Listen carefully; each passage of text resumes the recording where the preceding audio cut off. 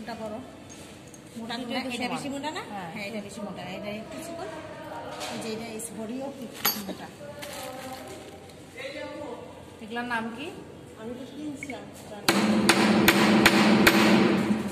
আছে তো এই যে সাইজ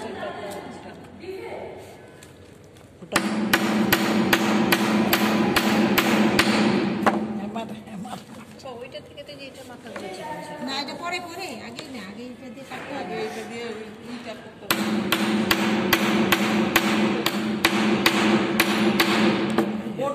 সব দিলে হইতেছে না। হ্যাঁ বোর্ডের উপর দিয়ে রাখাই করতেছি গো।